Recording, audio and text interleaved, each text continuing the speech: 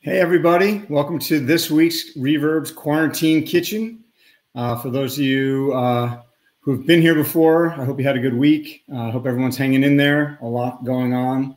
And I hope everyone's staying safe as things are starting to open up and the weather's getting warmer and everyone's headed out of their homes. I hope you're staying safe. For those who are new to the program, I'm Adam Gardner. I play in the band Guster, and I'm co-founder and co-director of the nonprofit environmental group Reverb. We're normally on tour right now with bands like Tame Impala and Billie Eilish and Lumineers and a bunch of others. But because of the quarantine, we are trying to bring a little bit of Reverb directly to you. So this is the show. Everyone's cooking a lot at home, including a bunch of musicians that we're partners with and friends with. For this episode, I could not be happier to bring on Brad Corrigan from Dispatch. I've known him a long time. Our bands have toured a bunch together. He's just an incredible person, one of the biggest hearts in rock and roll that I know, and I mean that sincerely. Please welcome Brad Corrigan. Are you there? There he is. Thanks, Adam. I appreciate it, man. Yeah, how you doing? Doing good. I'll tell you, the prep for, I guess as a musician, I'm obligated to not know how to manage time. So trying to prep a recipe has been super fun. It feels like running around backstage, you know, tuning your guitar at the last minute before you go out. But doing good, man. Good to be with you. Good. Yeah, good to see your face. So, you know, we talked a little bit before the show, and one of the questions that you had was like, how do we do this sustainably? And I do want to get into that, you know, because I think this is you're cooking a salmon dish. Yeah, it's called Darla's Dill Salmon Chowder. And Nice. I got married last fall, and my wife Lisa and her family are from Coeur d'Alene, Idaho. And part of Lisa and I's quarantine, you know, we've spent 10 out of the last probably 12 weeks up in Coeur d'Alene with Lisa's parents. And Darla is my mother-in-law's nickname, and she came up with this really great dish, and we ate it 3 or 4 times while we were up there. And I was like, Lisa, come on, let's bring this back to Denver. Let's see if we can do it ourselves. So this is my homage to my new family and giving this a shot. Awesome. And so let's talk about the sustainability part a little bit, because I know that was a question. Like, I want to do this recipe, Yeah, but I'm not sure if it's sustainable and how do we do it. Right. And so you checked out some stuff online, and how'd you do? Well, sustainable means a lot of different things. You know, like I have an NGO called Love, Light, and Melody. We try to do things sustainably, meaning locally owned and something that's going to last, and planting something that will grow, as opposed to an idea that's short-lived and has no support system for it. In the event of cooking, sustainable is kind of new to me. The idea of like, all right, make sure that you're buying. I've bought organic for a while, but I've never looked at salmon and asked myself, I always look for wild caught, but I haven't thought about what sustainability looks like. So a little dive on this. Alaska's fisheries, I guess, are the most populated with salmon. So wild caught salmon from Alaska is probably the best way to go. I know there are some farmed salmons, some salmon farms that would say they do sustainable work, but I still prefer wild caught. And so there's this little, whoops, where is it? That logo. Yep. Means that it's sustainably sourced and that it's wild caught. So I went to Whole Foods and I got this. Awesome. Yeah. Perfect. And for those of you who are, you know, watching right now or watching later, if you are going to cook a fish dish, there are a bunch of resources online. Our partners in Environmental Defense Fund have a great resource. It's just seafood.edf.org. Monterey Aquarium also has a really great resource there. So if you want to do that, check it out. Awesome. Let's dig into this recipe, because I know you're going to try to cook this in real time. Sure. But I do want to mention, for those who are, and we are paying attention to your comments. So if you have any questions, please fire them away. I'm paying attention over here in the angle here on the side. But I also want to mention, Brad, you were very kind just right before this show started to say, hey, is it cool if I play a tune at the end? And absolutely, it's cool if you play a tune at the end. So for those who are watching right now, stick around, because we're going to get a nice little once-in-a-lifetime performance right from your kitchen. You know what? I'm going to cook a meal and cook a song, and hopefully both of them are good. We'll see. To get started, go ahead and grab a pot that's fairly deep, and you just start with a full stick of butter. I love butter. And you don't want it to be too hot.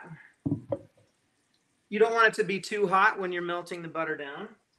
And it usually takes, I don't know, about a minute or so to get the butter down. And then we're going to add celery and onion to it to saute it. And I prepped a bunch of it already, but I used to sell Cutco cutlery in high school. So that's amazing. I did kitchen clinics, dude. It was all time. So you have knife skills. I know. So I love mincing, dicing, slicing. Look at you. And the key to a good dice and slice is keeping the point of the knife on the board. And then you just go around and do a little circle. And move it right through. Love it. Knife technique. Knife technique. And a sharp knife is really important too. I think people forget to sharpen their knives, and that's when you can slip and cut yourself too, right? Yeah, I do remember. I mean, like, some people would think that like a super sharp knife is relatively like, I might get cut there. It's the dull ones where you're putting a lot of extra force into something, usually where you slip. And if you do end up getting cut by a really sharp knife, it's actually a pretty clean and easy cut to deal with. But how about just don't cut yourself? Yes, please. And please don't cut yourself on this. Yeah, and please don't cut yourself. All right, so I had a heck of a time with these yellow onions earlier. I went ahead and diced them all up because I was freaking sobbing. So here they are. They're going in. And then I'll take this celery. See how much of it I can get in there. Not bad. And then I've got some prep celery that I'm going to add to it. I'm not huge. What I love about cooking is kind of like what I love about our genre of music, Adam. Like, improv is so fun. Every now and then I probably should use like a cup or something to measure with, but it's just, I like to go a little bit heavier on the vegetables. I like to go a little bit shorter than the time recommended, and I like stuff to be a little bit crunchy. So we've got our saute started with our stick of butter, onion, and celery. And then I'm going to put it on low. And then we've got about 5 minutes before we'll add the next little bit. Nice. And then do we have a little time right now to chat then? Yeah, I'll keep looking over my shoulder.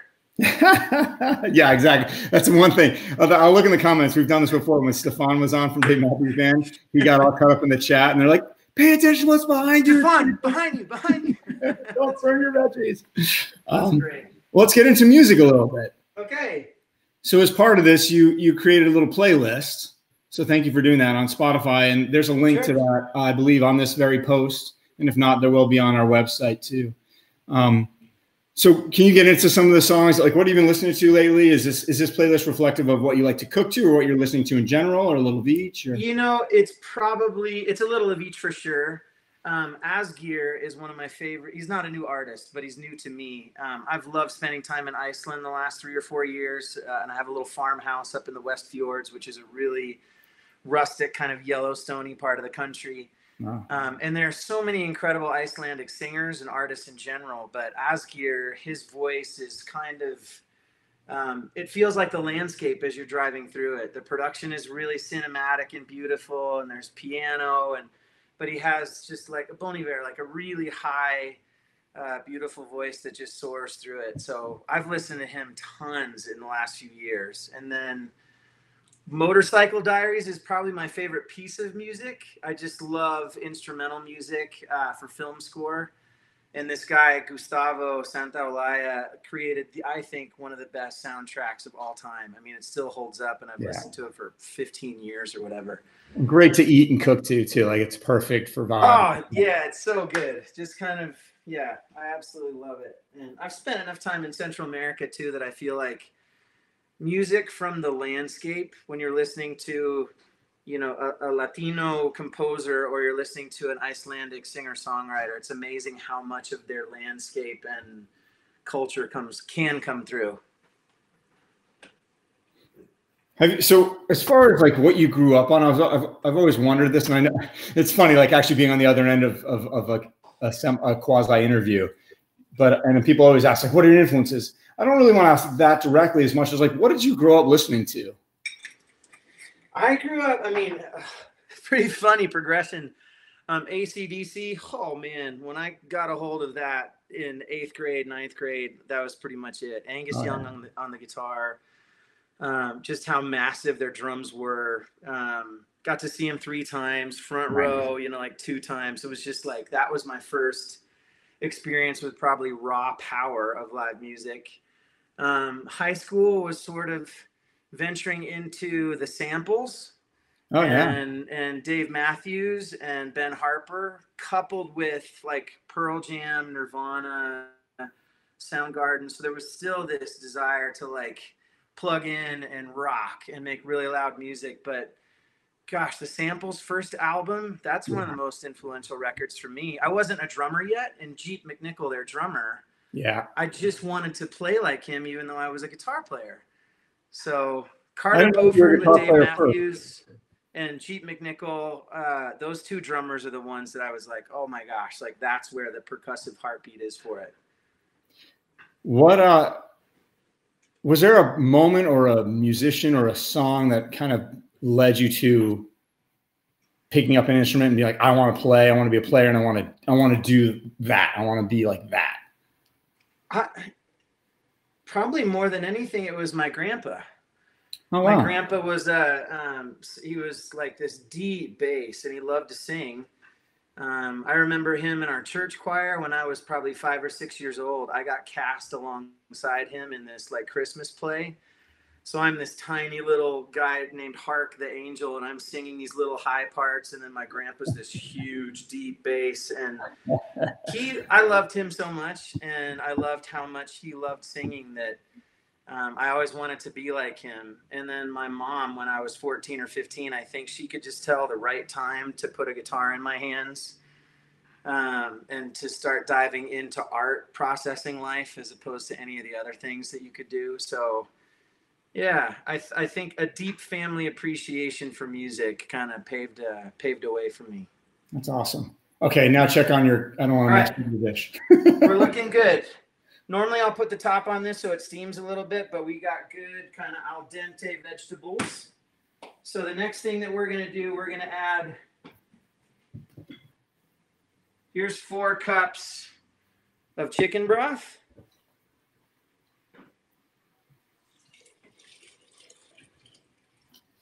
Spilling everywhere. I've heard a dirty kitchen is a really happy kitchen. My kitchen is glorious then. Yeah. And then 2 bottles of the clam juice, the special sauce. 2 full bottles. Okay. 2 full bottles, which I think by the recipe is the equivalent of 2 cups. Yep, that's what it says. I'm looking at it right now. Okay. So 4 cups chicken broth, 2 cups clam juice. Yep. And that recipe is also linked here, and I imagine our friendly Reverb all right, will comment on the recipe link too. So then now we bring it up to a boil. And I sort of have skipped something, though, in terms of staging. I still don't really have like the staging down with the hash browns, but there are these little cartons are so sweet. You boil water, literally open it up, pour the water in. 7 minutes later, these things are done. If you want them to be browned, you put them into a pan and brown them. Otherwise, you can go straight from here into the soup. But I wanted to save a little bit of time, so I actually have the hash browns on the side. But we're going to bring this to a boil right now, and instead of waiting on the hash browns, the water coming to a boil and kind of extending it, we'll add those in as soon as this is boiling. Awesome. That's sweet that they're Idaho Spuds too. Like, you know, the whole Darla's. Don't you know it? Yeah, Walton Darla took us on many Costco trip where we would just get all these local tips, and the Idaho Spuds are definitely our favorite. So we're talking about family, and I wasn't going to bring this up, but apparently you've gone public with this, so I'm not outing anything here. But you've got a little one coming. Cooking a lot, man. Yeah, we have a baby boy, 26 weeks right now. Wow. So Lisa and I are so excited, and also like frightened excited. It's gonna be amazing. So that sounds like you're in the right spot. Frightened excited. That's kind of how you'll be for a bit. How many kids do you have, Adam? We have two. I have a 12-year-old and a 9-year-old. Nice. Do you do like late night counseling sessions if we're struggling? For sure, anytime. Yeah. Awesome. There's a musician, mom and dad support group. It's actually been really nice. I will say, as far as we were in the middle of a tour, so we got interrupted, and that was hard to stop in the middle of something that we were having a lot of fun doing. But it's also been really nice as a dad to be home and be around the kids. And, especially now, it was hard. Homeschooling was tricky, but now that's done. And now it's just balancing, work with Reverb and entertaining the kids during the summer times. But yeah, it's been beautiful. We've been enjoying time together. Yeah, it's been an incredible landscape, to look at. There are two different ways to look at it. One is like, what is the loss? What has been lost in this, but also what's been found. And I think my like prayer or meditation or what I write on social media or what I'm yearning for people is just that no matter how dark it is, that we will find the gift and we'll bring it with us as we kind of evolve or reemerge. And what a privilege it is that any of us that are able to like slow down and be with our families, that's a real privilege and a real gift. And I think we're supposed to feel that fully and enjoy it fully and never feel guilt for it. But if you're not also acknowledging that there are tons of people that can't slow down, right, can't find the gift, wouldn't be able to have a list of all these amazing things that they've gotten, we have to just be in tune and also put our money where our mouth is and figure out how to support those who are really struggling. I agree with you. That's beautifully said, Brad. This is why I'm so glad that you're on this show right now. Added some garlic salt. Okay. Onion powder, can't get enough of it. And then this is kind of the pre-dill. Maybe I should be a dill salesman. I swear, this on eggs, this with your spaghetti, this in soup. It's one of my favorite herbs. And this is the dry version. So I tend to put a bunch of it in. And then the recipe calls for the fresh that you also put in and then use at the end as a little garnish. Oh, a little double dill. Yeah, double down on the dill. It's a lot of D's. Do it. Do the double down on the dill. So I do want to talk a second about what you were talking about, exactly, like acknowledging and appreciating if you are lucky enough to feel like there's positives in this moment, that not everybody's in the same place as you. And I want to talk about Love, Light, and Melody. And before I do that, I want to talk about Cliff Bar, who's a new partner of the show. They're a natural fit. They've been a partner of Reverb's for a long time. But what's particularly cool about this partnership is that they just announced this week, they've already donated 7 million Cliff Bars to healthcare workers on the front lines of COVID-19. Right on. And then they just announced on Tuesday that they are doubling that amount to 14 million. So another 7 million bars that they're donating to hungry kids and families this summer. And as part of that, they're donating 1,000 Cliff Bars to every guest chef's organization of choice. And so for you, you've chosen Love, Light, and Melody, of course. Yeah, and we have a local partner here in Denver, the Sun Valley Kitchen and the Sun Valley Youth Center, two freestanding groups that are right across the street from each other. And it's the poorest community here in Denver. And it's primarily refugee communities and refugee families that are getting resettled there. And then one of the most racially diverse in Denver. But it's actually, I think the age is what's so remarkable, is that over 50% are minors. So we've just got this rich, like vibrant community. And since 2009, we've been a part of hosting events and working together and cooking classes for the kids and music, all kinds of stuff. But they're on the side of not being able to find the gift in what we've just gone through. The food insecurity there has been really difficult. And our friends Daisy and Glenn and Ingrid and Peter, like they are putting so much time and energy getting distribution working. It's not resources. It seems like it's always distribution. There's enough food in the world, but we don't have distribution set up equitably. So when something like this happens, all of a sudden you can see these food deserts pop where people legitimately don't have food. So we're excited to send those 1,000 Cliff Bars to the Sun Valley Youth Center and Sun Valley Kitchen, and bravo, Cliff Bar. Seriously, that is epic. That is so, I'd love to see what 14 million looks like. Oh my God. I want to see that. Like, what size mountain is that? That is all time. It's definitely a large mountain. Well, if you're not in the middle of too much right now, I don't want to distract you from your recipe, but can you talk a bit about Love Light Melody for those who aren't familiar with the organization? Sure, but I think I should probably put the hash browns in before I forget. Let's do that first. We got time. Right. Here they come. Here are hash browns. Not quite as brown as I would like them, but I tend to put them in the soup and then just let this chowder cook the rest. All right, our Idaho spuds are in. Chowder. Chowder. And then up here, I'm wearing my. Well, this is more of like a lobster apron, but trying to. That's the closest I can get to chowder.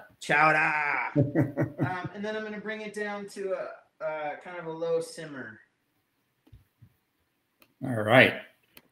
So then we'll go another couple minutes. Where did I put the? Here we go. So for those following along on the recipe, that was step 4. Yep. We're through the butter, onion, celery, the 4 cups of broth, 2 cups of clam juice, the hash browns.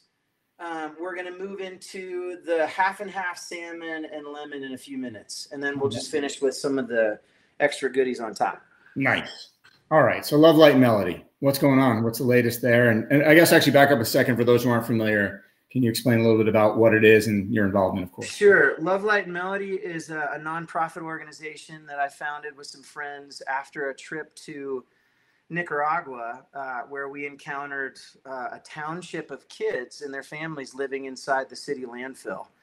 I went down there, kind of a conventional trip through my church to play soccer and guitar and hang out with kids in an orphanage. And just the word orphanage is what really had my attention as I was going down to Nicaragua, thinking I've never been to a quote orphanage and I can't really conceptualize what it's like for kids to not have parents. What's that going to be like? And when I got there, the kids were in a beautiful area, and it was a farm where they had cabins, they had surrogate parents, they had food, they had water, they had school. Still, the reality of a lot of those kids not having parents or being socially orphaned was heartbreaking, but those kids were flourishing. And the Nicaraguan taxi driver that was taking us back and forth after like 3 trips, he's like, "Can I please take you where kids need you more?" And I just thought, well, aren't we already kind of at the bottom of the barrel? And man, was I wrong.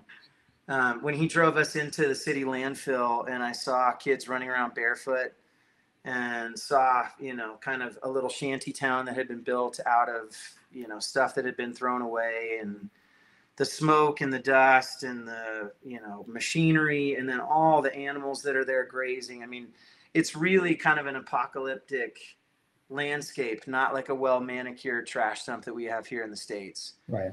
So we founded Love Light and Melody to go into that trash dump and to set up an annual concert called the Day of Light. We taught the kids lacrosse because I had friends that played lacrosse in college and I was an athlete. Like anything I could think of that would bring joy to the kids is what we did. Flew kites, threw frisbees, went to all of our partners and asked them for food and frisbees and soccer. And, you know, I had friends at the US soccer team that had donated us a ton of gear. And so sports and music kind of coalesced in the midst of all of it, that those languages were the highest. You didn't have to speak Spanish to connect with the kids. And slowly but surely, we realized that a lot of the kids that were living in that environment were also vulnerable to a lot of horrible abuses, including sexual abuse. Yeah. And two of the girls that we founded the organization for, Ileana and Mercedes, they both passed away of HIV/AIDS. So it was gut-wrenching, and we had 5 years with them. We had dreamed that they would find an education and that they would speak on their behalf. But when they died, we just kind of stood with the grief and thought, well, what do we have? And the option was to turn the light off and go grieve and say, we're not going back, or keep the light on, tell the kids stories, and with the hope of building a school. So the beauty is it's been a really long journey. Ileana died in 2011 and her sister passed in 2009. But from those years forward, we have a budget for an elementary school that's about to be built called Ileana School of Hope. We have a documentary film that we've been working on for 5 or 6 years that's almost finished, and a soundtrack of collaborative music inspired by Ileana's smile and her story. And friends like Stefan Lassard are playing on it, and we're just kind of weaving all of our music together. And Stefan is a father, and all of us are just kind of looking at what's the universal takeaway from this, and what can we invest of our music and art to change the story. But that's Ileana. It's a very bright smile. Yeah, pretty all time. Wow, well, that's amazing, Brad. I obviously, it's inspiring and incredibly touching, and always great to see musicians using what they have for good, using their superpower for good. You know, musicians are in a unique position. You especially are with your band, and you guys are doing incredible work. Reverb's honored to have been working with both the band and Love Light Melody, and also Chad's organization as well, Calling All Crows. It's been incredible. You guys are it's inspiring, and it feels just really great to know that there are other hearts out there in the music space that not only give a shit, but are actually doing something about it, and doing something about it every single day. So thank you for what you're doing. Stefan connected, I think Reverb was in its first couple of years. I was a new friend of Stefan's, and we started talking about Pine Ridge Reservation Community in South Dakota, and your work, and Stefan connecting us more meaningfully around this idea. We did a coat drive. You guys did a coat drive on the Dave Matthews Tour, and 600 winter jackets went to a community that needed them. So it's awesome for each of us to figure out, like, well, what are we called to in the communities where we naturally have been, and what do we have in our hands, and then how can we link up? So what Reverb's doing, what Calling All Crows is doing, what Love Light Melody's doing, and countless other NGOs out there where artists are a part of that inspiration. The more we collaborate, the rising tide that floats all the boats. I mean, it's just awesome. That's it. And there's so many ways that all these different worlds and all these organizations intersect. You know, and that's what we're seeing with Black Lives Matter. That's what we're seeing with Pride. That's what we're seeing with a lot of different issues. I mean, all these social and environmental issues are kind of intrinsically intertwined. So. Yeah. Yeah. And so here we are coming into Juneteenth tomorrow. That's right. International Refugee Day, or World Refugee Day, the day after. It's a profound time, I think, for all of us to listen more than we speak. I think to listen and absorb, and then again look at who we are, where we were born, and out of gratefulness act, not out of guilt. Right. Guilt does not produce fruit. It might produce actions, but it's short-lived. And genuinely, people who feel guilty, they'll do something and turn away. But gratefulness, inspiring action, and serving and uplifting someone and getting close enough to see them and feel that you're connected to them, then you get this rush. Oh my gosh, I'm connected to a bigger family. We belong to each other. Let's keep going. So I'm really looking forward to what's birthed out of this, you know, crazy, painful, curious, and inspiring season. Absolutely. But man, we can't already be desensitized. It's been 2 weeks and it's like, oh, what's social media doing now? I'm like, Brad, don't do that. Like, stay on this. I mean, I can't tell you how quickly my heart wants to move, but I'm like, no, let's not be movable on this. Yeah. All right, here we go. The next step, we're going to put the half and half in, some lemon, and then we'll finish with the salmon. Awesome. Yeah. Because I want to make sure that there's time for your song at the end. We're getting close towards the end. So you're. All right. Nice. That's Horizon Organic. I recognize the logo there. Great measuring on my part. Let's call it good. Keeping it sustainable with the organic half and half there. That's right. Darla told me you don't want to have this soup too hot when you put the half and half in. Otherwise, it'll curdle. And it looks like we're in pretty good shape, which is good. And then you can do lemon juice out of a bottle, or you can just take, I tend to go a little bit heavy on the lemon because I love what citrus does just in keeping something fresh and light. So I do a full lemon and call it good. And then deconstruct your salmon. Just literally break it up into pieces parts as much as you want your chowder to be chunky or fine, however you want to do it. Drop that in. And then we'll add this. Here's a little bit of like the actual dill right there. Yeah. We'll add a little bit of it. And then we'll save the last little bit to put on the top. For a little garnish. For a little garnishy. All right. Awesome. Yeah, how are we doing for time? I think if you have the TV magic moment, I say we do the TV magic moment so we can make sure we get to your song. Okay. Our TV magic moment. I like to have if you have them, a really big pasta dish is fun. And then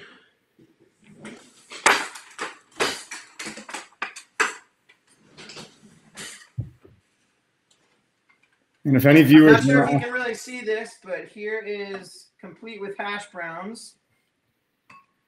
Here's our salmon chowder. You'll have to bring that closer to the camera. Coming your way. Yeah. Let's see here. There you go. And don't forget the garnish. That's right. Watch your fingers. Look at that knife technique. Keep the point down. Nice. Hey, this is looking pretty legit. I might even serve this to my mother-in-law. Oh, you haven't served it to her yet? Well, I've had hers, but she's been in Idaho, so I'm gonna practice up on this and see if we can make it for around the 4th of July. There you go. So there it is. I gotta have a bite. Come on. Yeah, you got to do it. I need to taste it. We all need to taste it vicariously through you. There we go. Watch my facial expression. Irishmen can never lie.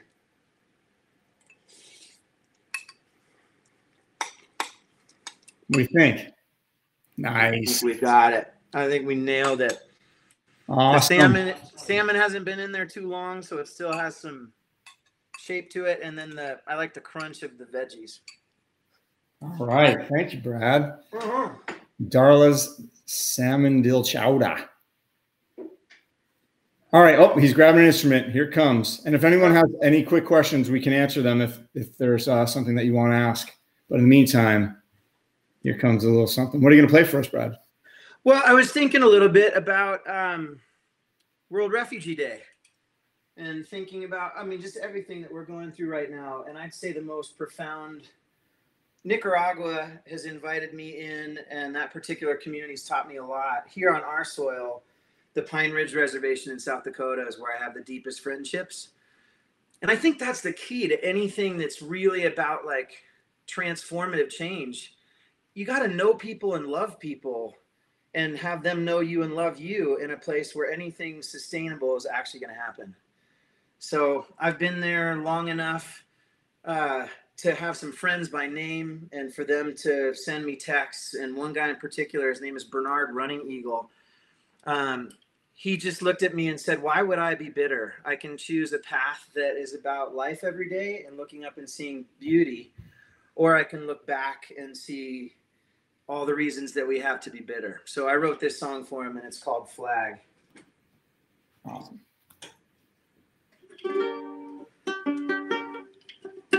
You warn me and keep me here.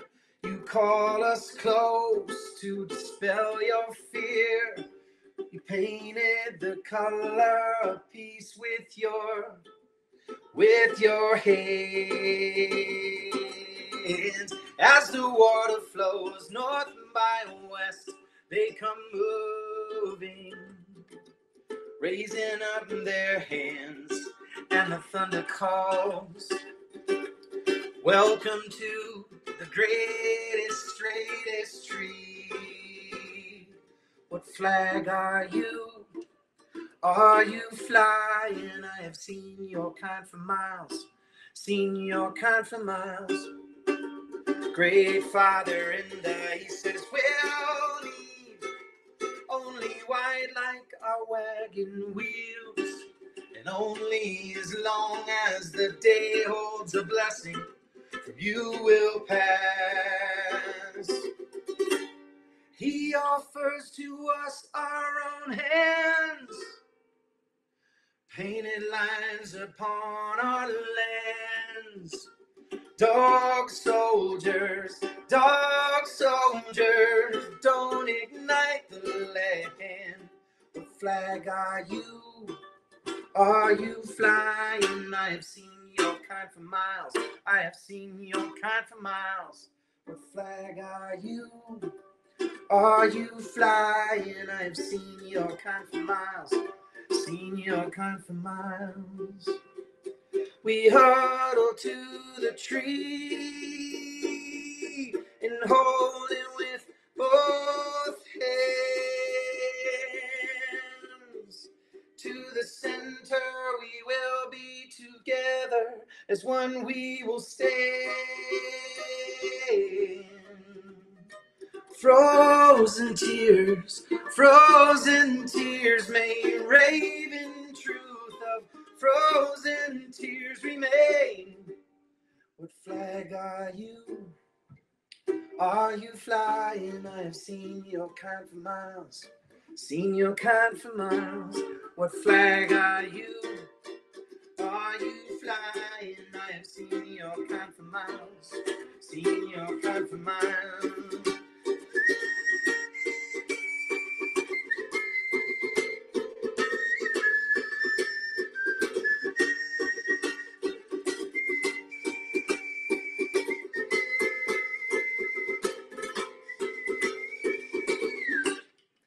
I still stand to hold you up.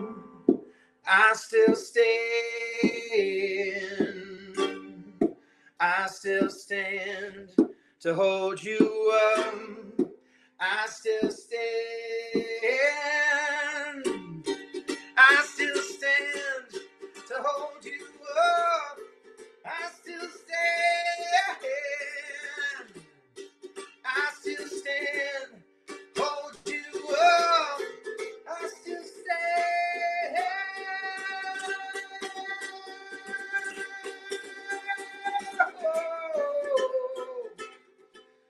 To hold you up, to hold you up.